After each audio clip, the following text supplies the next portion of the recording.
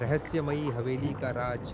कभी कभी खामोश दीवारें भी चिल्लाती हैं, बस सुनने वाला चाहिए। उत्तर प्रदेश के एक छोटे से कस्बे में एक पुरानी हवेली थी, सिन्हा हवेली। लोगों का कहना था कि वहां रात को अजीब सी आवाजें आती हैं, जैसे कोई रो रहा हो, जैसे कोई दीवारों से बाहर निकलने की कोशिश कर रहा हो।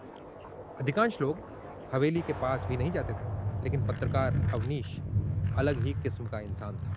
उसे डर नहीं, सच चाहिए था। रात का वक्त था। हाथ में टॉर्च और कैमरा लेकर अवनीश हवेली के भीतर दाखिल हुआ।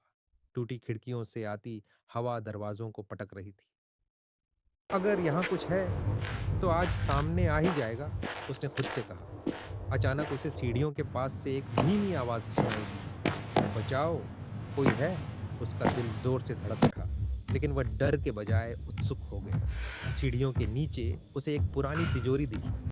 तिजोरी पर जंग लगा था, लेकिन ऊपर खून के धब्बे जैसे निशान थे।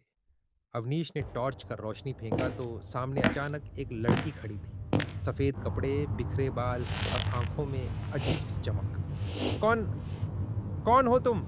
अवनीश हकलाते हुए बोला। क्या है बात? लड़की ने मुस्कुराकर कहा, मैं Ella रागिनी हूं, organizó. इस हवेली की बेटी। रागिनी ने धीमी आवाज में बताना शुरू किया। 25 साल पहले इस हवेली में खून हुआ था। मेरे पिता ने लालच में मुझे और मेरी माँ को इसी तिजोरी में कैद कर दिया था। माँ दम घुटने से मर गई और मैं आज तक यहीं फंसी हूँ। अवनीश सन्न रह गया। उसने पूछा, लेकिन तुम तो मेरे सामने खड़ी हो। रागिनी की आंखें लाल हो गईं, क्योंकि मैं जिंदा नहीं हूं। मेरी आत्मा आज भी इंसाफ चाहती है। जैसे ही रागिनी ने यह कहा, हवेली की दीवारें गूंजने लगी।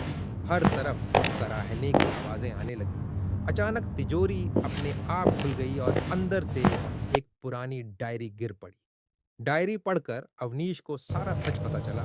रागिनी के पिता ने हवेली की जमीन हथियाने के लिए अपनी ही पत्नी और बेटी को मार डाला था। उनकी आत्माएं तभी से हवेली में भटक रही थी। रागिनी ने अवनीश से कहा, सिर्फ तुम ही मेरी मदद कर सकते हो। इस डायरी को दुनिया के सामने ले जाओ, ताकि मेरे पिता का सच सामने आ सके। अवनीश ने डायरी उठाई। तभी हवेली का मुख्य दरवाजा अपने आप खुल गया। बाहर तेज आंधी चलने लगी, जैसे हवेली खुद उसे बाहर धकेल रही हो। अगले दिन अखबार में सुर्खी थी, सिखा हवेली का काला सच सामने आया। चौधरी विक्रम सिंह ने अपनी ही पत्नी और बेटी की हत्या की थी। लोग दंग रह गए। हवेली की कहानी अब सिर्फ अफवाह नहीं, सच्चाई बन चुकी थी। रात को जब अवनीश अपने कमरे में सो रहा था, उसने महसूस किया कि खिड़की से कोई हवा आई और उसने कानों में एक धीमी फुसफुसाहट सुनी। धन्यवाद, अब मैं आजाद हूं। यादगार अंत। अवनीश की आंखों में नींद थी, लेकिन उसके चेहरे पर मुस्कान। उसने धीरे से कहा, कभी कभी सच्चाई के लिए इंसान नहीं, आत्माएं भी डरती हैं।